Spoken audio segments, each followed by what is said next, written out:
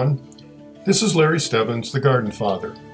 I'll be doing a series of podcasts throughout the season, and you'll be hearing about my tips and suggestions and things that I learn along the way. Today we'll be talking about intensive succession planting and also a little bit about companion planting and interplanting. Now, if you're like me and many other gardeners, once you plant something in the garden, that space is usually relegated to that vegetable throughout the entire season, even after you've harvested, and it lays a little bare throughout the season, and you're wondering, why did I leave that bare when I could be producing something and growing some more crops? Well, that's where intensive and succession planting come in. Now let's do a little background to help us out a bit. You know, the days of long row planting are over. At least it should be for the home gardener. You know, earlier we discussed how long narrow rows and then a path and then a long narrow row now is a very insufficient way of using your space in your garden for growing vegetables. You know, as I mentioned before in a previous podcast, this method is good for the farmers because, you know, those long rows are really great for the tractor farmer to use, since it can straddle those narrow rows to till and to harvest. You know, we talked about how those tractors that are heavy compact the soil, which of course are not good. You know, there's a better way to get a much larger yield from the same amount of land. Wide rows or raised beds work, and that's why we recommend that. But not just for the reason of space and preventing compaction, but you can also plant a raised bed edge to edge. Take a look at some practices, online, and you can see those beds are planted edge to edge in people's gardens.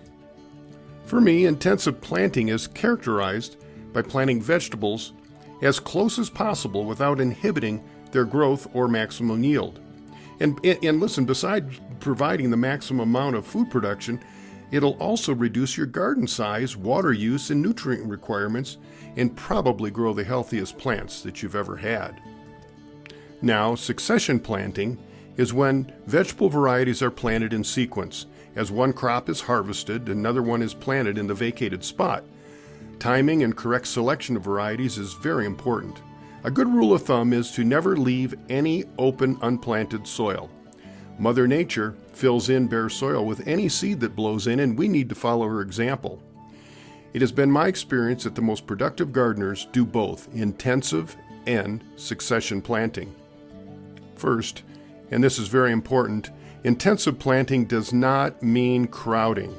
It means giving optimal space for each plant to grow and mature, and not an inch more. Some gardeners want to plant in a grid, perhaps in a square foot increment. Not all vegetables grow in neat mathematical patterns, and after my 40 years of gardening, I've experienced with various plant spacing. And I've also printed out a thing called a vegetable planting guide that you can find online at my garden blog at thegardenfather.com. Now, 3 things are very important with intensive planting: proper seeding, spacing, and harvesting on time. Many gardeners overplant only to think that they'll come back later to thin out the plants. Most never do. The small seeds of carrots and lettuce make this mistake more inevitable. If you have the dexterity and patience to plant each seed 1 to 2 inch centers, then you are in elite company, really. If not, then I recommend buying pelleted seeds. These are clay-coated seeds that make it easier to handle and plant only 1 seed at a time. Some of the more common mistakes in seeding is planting too much of some vegetables or planting too many at one time. Lettuce is one that needs to be planted on 2-week intervals, and only about a 2-foot row is best. That's good for about a family of 4.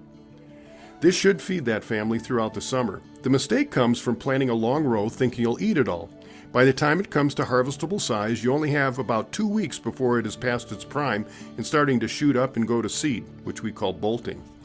To make the 2-week interval work, you need to keep at least 2 or 2 to 2-foot rows empty so that they can be planted. Now, for the serious gardener who loves fresh salad all season long, start your lettuce by seed on the windowsill or on a sunny protected patio. When a row comes open, you plant the plant and not the seed. This way you'll get a 2-week jump on your harvest and will always have lettuce during the entire summer and early fall. Spacing your vegetables correctly is critical to your success. On each seed packet is a recommended spacing that you can follow. You know, there are charts you can also follow for growing small plots. You can find those online. The thought by some is that if you plant them closer than recommended, you'll get more vegetables. But actually, just the opposite happens. You know, you can see photos of crowded vegetables everywhere, and it doesn't produce a better harvest. It just produces crowded plants. Over the years, I've seen many gardeners try to plant plants a little too close, think they're going to get more, and they actually get less. You know, I once saw this one gardener who planted 6 Sweet 100 cherry tomato plants under a 4x8 foot bed. And at the same time, I had 2 of those plants in a 4x8 foot bed. By the same time, in the same area, I got quite a bit more of a harvest. Matter of fact, that person didn't have any tomatoes that had set fruit at that time, showing that overcrowding did not help this gardener. And again, we keep records of how we plant, the distance we plant, things like when we fertilize and so on. But one thing is so important is, what is the production that we get out of that? Now, in a 4x8 bed, we typically only plant 2 tomato plants. These are indeterminate, or the vining type. And one year we started counting the number of tomatoes, and we've done it ever since. And out of those 2 plants, we got 189 full-size salad tomatoes. And these were intensely planted, but not overcrowded. And to get maximum use out of our 4x8 raised beds where we plant our tomatoes, along the edges we plant early season crops like lettuce, spinach, and kale. And then we harvest those out. By the time the plants are big and taking up that space, we've also enjoyed an additional harvest of greens. Vertical gardening is an important aspect of intensive planting as well. Why waste the space for your vining plants to sprawl all over your soil? Send them up! Most beds can accommodate a trellis. The plants that seem to do best are those that don't produce large, heavy fruit. Like pumpkins or Hubbard squash are kind of hard for a trellis. You can do it, but they're kind of hard. Now, cucumbers, acorn squash, pole beans, peas, and even tomatoes can be pruned and trained to climb. You know, I've seen gardeners attach small garden boxes on a trellis and grow tiers of lettuce. Be creative. Save space. You know, plants like beans and peas have tendrils that twine around the poles or wire fences when they climb. They don't need a lot of help. But cucumbers, tomatoes, and acorn squash do. And as they grow, you'll need to tie them to the trellis. And my favorite choice is cloth strips. Just take old rags, cut them into strips 1 inch wide, about 6 to 8 inches long, and use them to help tie them up. If you'd rather have something more professional looking, you can buy tomato clips. They are primarily used to attach plants to vertical hung strings, but they can be used to attach to a trellis as well. Harvesting vegetables and herbs when they're at their peak flavor is an art with a touch of science and experience. I wish I could say to pick lettuce at 35 days after planting, but it's not that easy. So many factors are involved. Soil tilth, the crumbliness, and fertility, growing degree units, the average temperature of the soil, and that sort of thing, and the available moisture and your watering habits and a variety of other particular things really contribute to how soon that vegetable can be harvested. Over the years, I've visited hundreds of gardens, and I've always puzzled at why a few spend all that time planting but don't harvest. Maybe they weren't so anxious to eat all that broccoli, or decided they don't like beets as much as they thought. For whatever reason, planning ahead might be helpful. If some gardeners thought about freezing, canning, or dehydrating their excess, then some of those crops would not have gone to waste. Many families have made it a point to share their garden also with the local food banks, which is such a great idea. There are some general tips for harvesting that might help. Taste and texture are 2 of the most important qualities for fresh vegetables. If a carrot is not crunchy or tastes bitter, no one's going to eat it. And I'll discuss these later on in groups like green leafy vegetables like spinach, Swiss chard, and mixed greens, root crops such as carrots, parsnips, and beets, brassicas like broccoli, cauliflower, and kohlrabi, onions like scallions and garlic, legumes like beans and peas, and the solanums like the tomatoes and peppers and cucumbers. They all have their optimum time to harvest, and as you experience this, you'll get to learn more and more when is the best time. Now let's talk about leafy vegetables, because there's nothing worse than lettuce that isn't crunchy or isn't sweet tasting and tastes bitter. But lettuce and most leafy vegetables thrive in the cool late spring. They like to grow fast. This means good rich soil, moist but not soggy soil that never ever dries out. And if the soil does dry out, the lettuce most likely will be bitter. There is no return from this. This batch is destined for the compost pile. Now, summer heat also tends to make lettuce bitter. And spinach gets tough in the hot weather. The best suggestion is to pick your greens as adolescents. That means once they are fully mature, they are no longer choice. They most likely will start to elongate and go to seed or bolt. So adolescence means just before they reach that full state of maturity. There are 3 ways to harvest lettuce and salad greens. First is the cut and come again method. This method is used when you plant lettuce very close in close rows. You cut the lettuce or greens 2 to 3 inches above the soil level. You leave the cut plants in the ground to regrow. In another 2 weeks you repeat the harvest, and then after that you do remove the plants. And next is the harvest. You just harvest the outer leaves first. Not the inner ones that keep growing, but just the outer leaves. As the leaves grow, you harvest 1 or 2 of the outer leaves of each plant. This can be repeated for several weeks until the plant matures. The downside of this method is the outer leaves may not be the least tender. The final method is harvesting the whole head or the whole plant all at once. You can either cut the plant at the soil level if you want, or you can gently try to harvest the plant root and all. Rinse off the soil from the roots and then bring inside to keep in your refrigerator. Some say the lettuce keeps longer when the roots are still on. It is important that whatever method of harvest you use, rinse your greens and allow them to air dry on a towel for an hour or so before storing them in the refrigerator. An exception to the above 3 methods is Swiss chard. Its outer leaves can be harvested throughout the summer. Now let's talk about root crops. There are many varieties of root crops, and we're going to talk right now about carrots. And yeah, carrots have a lot of varieties. Some are more tender and sweeter than others, and varieties do matter. Here, a little knowledge of the chemistry goes to help a long way in understanding the carrot. Carrots owe their flavor to mostly sugars and the essential oils called terpenes. The woodsy turpentine-like flavor is due to the terpenes. If the carrot produces more sugar, then it is sweeter, and this masks the terpene flavor. Most carrots as they grow first produce terpenes. As they mature, more sugar is stored in the root. Many of the heirlooms tend to become sweeter later in their development and should be allowed to mature to a reasonable size before harvesting. There are many hybrid varieties on the market that produce and store sugar in their roots earlier. Some examples are Mokum and Sugar Snacks. These can be harvested at almost any size and be tasty sweet. The advice here is to know your variety. I usually dig up 1 carrot and give it a taste. If it tastes good, then I harvest. There are some things you can do to grow tasty carrots. First, plant early in the season, since hot summers tend to encourage more terpenes to be produced. According to World Carrot Museum, a lot depends on the growing conditions if you grow your own. The flavor is best if they mature when days are warm and sunny and the nights are cool and still. The plant is photosynthesizing like crazy in the daytime and putting a lot of sugars down into the root. Then a cool night comes and the carrot rests instead of burning up all that sugar. Where the nighttime temps stay in the 60s or warmer, the plants respire more at night and use up the accumulated sugars.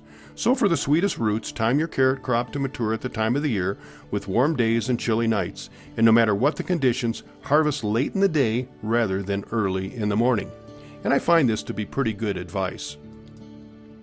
Now, parsnips can and should be planted in the late spring to early summer and not be harvested until the late summer or early fall.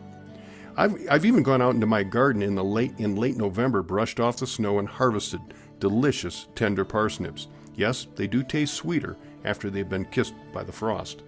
Now, beets have a longer range of harvest time than do some carrots. The general rule is to wait until you see the shoulders or the tops of the root beet protruding from the soil. Some like their beets small, about the size of a golf ball, and some wait until they are a bit larger. Either way is fine. For an added bonus, you can harvest 1 or 2 leaves, and no more, off the adolescent plants for a wonderful, healthy addition to your salads. Now, dealing with brassicas, which are broccoli, cauliflower, kohlrabi, cabbage, there is no debate here. Summer heat does make these bitter. Other stresses such as low soil fertility, compacted soil, poor drainage, and low moisture also contribute.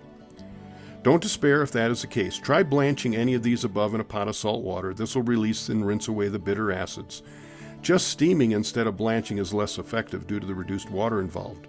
Prevention is the best advice. Rich, well-drained soil that is consistently kept moist but not damp helps. Harvest the first head of broccoli when the flower buds, they're sometimes called curds, are tight and well formed. Once they start to open, they will soon form flowers and are past their prime. Now you want to cut the head and leave about 2 to 3 inches of the stem attached, keep tending the plant, and you'll be rewarded with some small delicious side shoots throughout the season. You need to keep these cut since they do go to flower quickly. If that happens, just cut off the flowers, and you may like to eat them. They're good, they're edible, and soon the plants will produce more edible side shoots. Cauliflower is different since you harvest only once. The head, like broccoli, needs to have tight buds as well. Now cabbage needs to grow fast like lettuce. The quicker it produces a nice tight head, the better it tastes. If you feel the top of the forming head and it can be squeezed, then it is not ready. So squeezing is one way you can tell, and as soon as a head is hard, it is time to pick. Many a gardener has waited just a day or two too long to discover that the cabbage head had split open. Now it can still be eaten, but it could be a bit tough.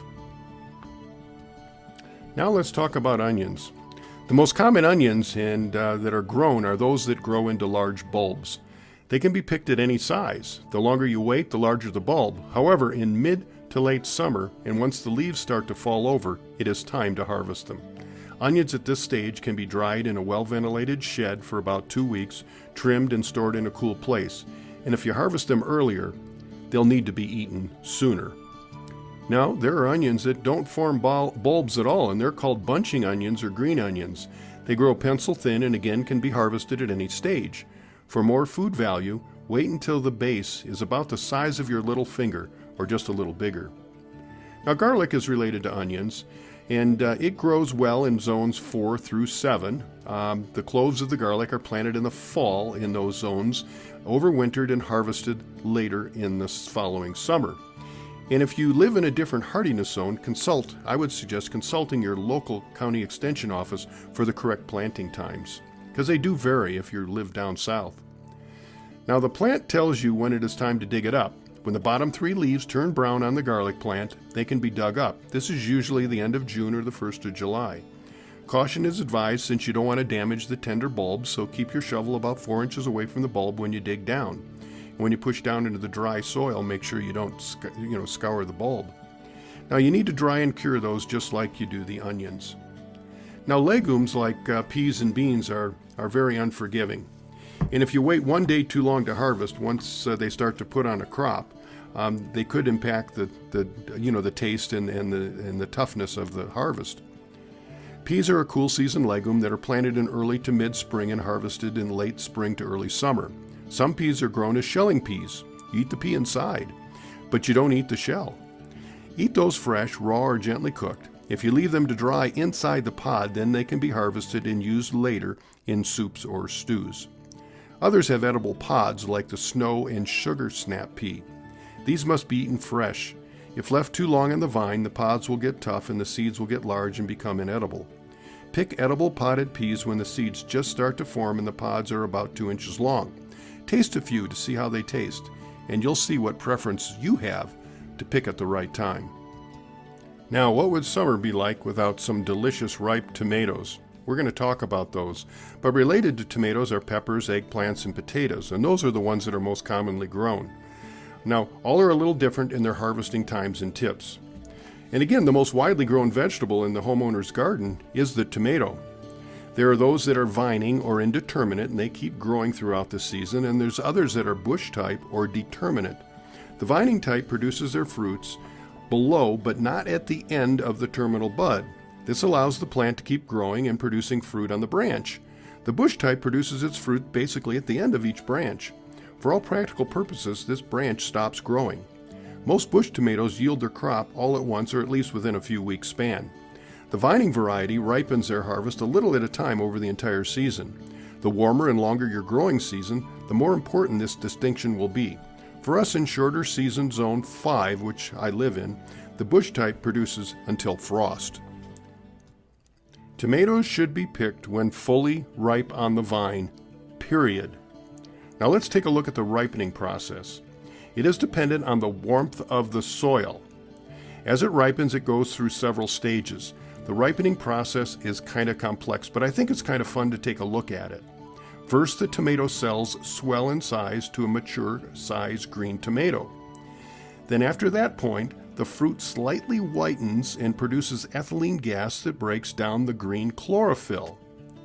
The green plants start changing colors. The red color is lycopene. Then it softens and breaks down the pectins in the cell walls and forms seeds inside the tomato, and it continues to mature. At the last stage is the further development of the color, the sugars, and the ascorbic acid. This maturing process continues as long as the tomato is still on the vine. Cool soils slow down this process. Since store-bought tomatoes are picked before they are fully ripened, they lack the flavor of homegrown that are ripened on the vine. The gardener will see that this process needs warmth to go from the green to the red ripened fruit. This is why knowing your growing season, hardiness zone, and selecting the correct days to harvest varieties are very important. Now, no matter how hard the gardeners try, there are always partially ripened tomatoes at the end of the season.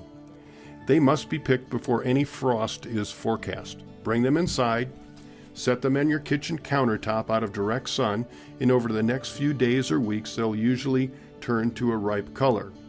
They will still be better tasting than store-bought, but not as good as those ripened on the vine. Now, if you plant peppers, you know you can buy them either mild or hot or somewhere in between. And most of us eat green peppers, the mild peppers, and we pick them before they are fully ripened. Now, if they're left on the plant, many will turn red, or some turn yellow or orange, depending on the variety, and they will be sweeter. However, leaving them to fully ripen on the plant will reduce the overall harvest on the pepper plant.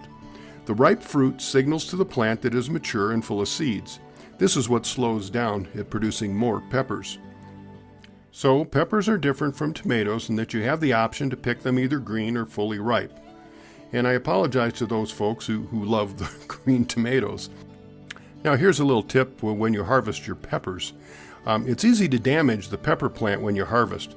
I recommend using a scissors to cut the pepper off the plant rather than pulling or twisting. Now, let's take a look at the cucurbits, as they're called.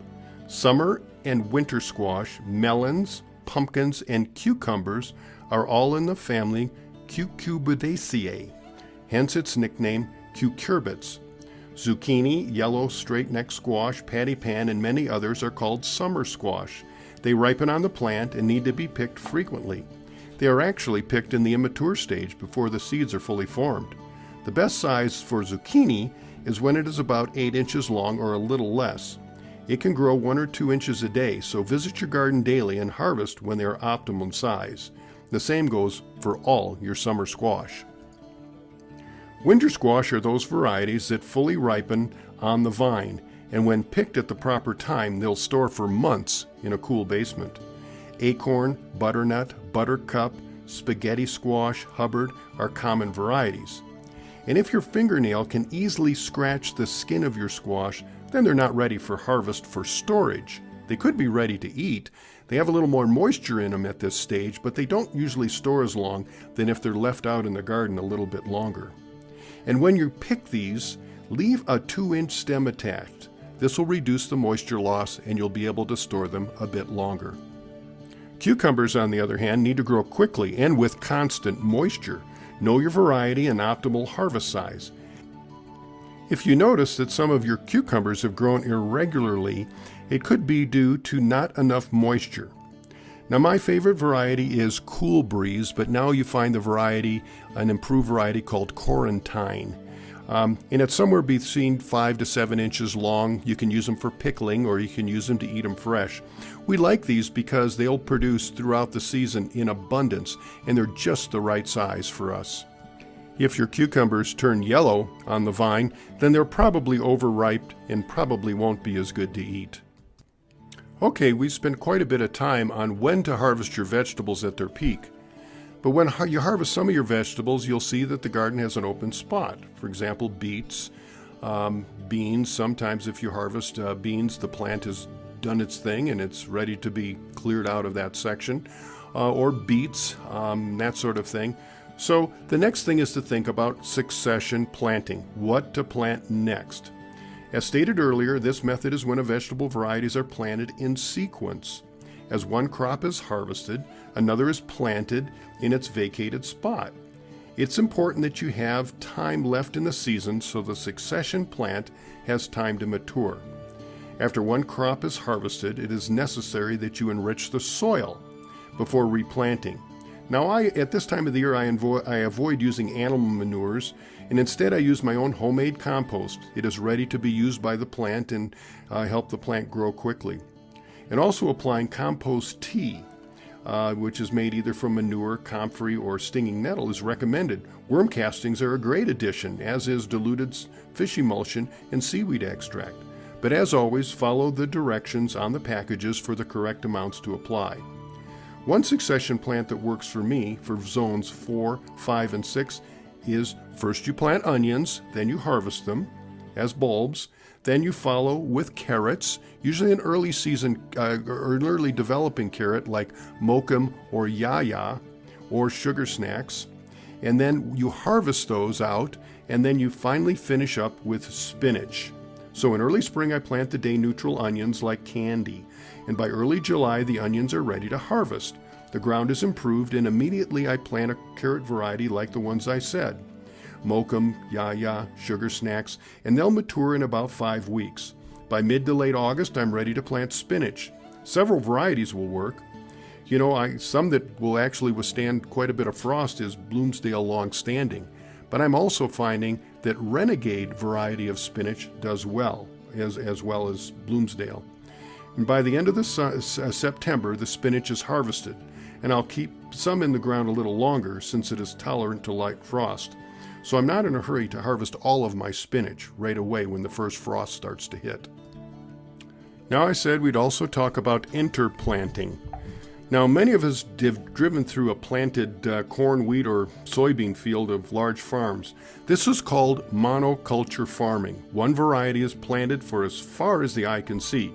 And of course, it makes for labor-efficient farms, but is not what one would find in nature. If you look in the fields and forests that have been left undisturbed, you can see a remarkable diversity of plants and perhaps trees and shrubs. This is a great example of Mother Nature doing interplanting. They most likely are a host of a diversity of wildlife as well. A home gardener should do the best to imitate what they see in nature. Now, just imagine if you were an onion root maggot fly soaring over an onion farm, and as a fly you are attracted to the aroma of the rows and rows of fresh onions. You are gravid, which means full of eggs, and your maggot larvae, when they hatch, will need to feast on onions to mature. You and many, many other root maggot flies will drop literally hundreds, thousands of eggs over this field, and it could be devastating to the harvest. Now, if you're a farmer, you have a big problem. You must resort to using pesticides to save your onion crop. Now imagine being that same fly visiting a garden or farm that had a small row of onions, then a small row of carrots, interplanted with aromatic herbs and flowers. That fly would have a hard time finding carrots interplanted with aromatic herbs and flowers. That fly would have a hard time smelling the onions and might fly off to another field. This is one big reason why you plant crops together and not all in long rows. Interplanting does not mean overcrowding, so please understand that. It does not mean overcrowding. It could mean planting a few fast-growing, low-growing crops next to a slower, tall-growing crop. For example, planting basil next to your tomato plants. The basil will benefit from the partial shade of the tomato, and the aromatic nature of the basil may discourage visits from harmful pests. Now, one common example of interplanting is corn, pole beans, and squash. In Zone 6 and higher, this may work, but I live in Zone 5, and I've had a hard time with that arrangement. This idea is to plant corn as early as possible in the spring. Let the corn grow up to about a foot, then plant beans next to the corn. The beans, as they grow, will vine up the corn, so no need to trellis. The beans will also add nitrogen back to the soil for the corn to use. The squash is planted just a week or so later. It'll take advantage of the shade that the corn provides. The vining squash will provide shade over the soil. This will help retain moisture. Corn likes warm days and slightly cool nights. This is a win for all three vegetables. It didn't work for me in our cooler zone. We have a shorter growing season than some, and the spring days stay cooler on average, and corn needs a soil temperature of at least 50 degrees to germinate. The warmer the better. I can't plant corn that early to get it to come up to a foot or more before planting my beans. And when I could plant my beans and squash around the corn, it is now early summer and the beans and squash outgrew the corn when I tried it. But you can give it a try if you live in a warmer climate zone. You may have better luck than I did. Now we'll finish up today's discussion talking about companion planting. Now what is that? Well, it is a practice of planting different crops like vegetables, herbs, and flowers in close proximity with the expectation that they will enhance the growth, nutrient uptake, pollination, or control pests. Now, there are many books written on this topic, so I won't go into detail, but it's important to consider, I believe. It should be noted that there are many good examples of beneficial companions, such as corn, beans, and squash, like I talked earlier. There are also many examples that need further research, but I'll discuss some of the common ones here. Plants that encourage pollinating insects are very beneficial and should be interplanted in your garden. It is not just the bees and butterflies, but also beetles, wasps, and flies that help spread pollen from one plant to another. There's also a side benefit for attracting critters to your garden. The good bugs, so to speak, will eat the bad bugs and reduce crop damage. Hopefully this will be in balance, and you will have to use few, if any, types of remedies on this, including even organic remedies for bug control.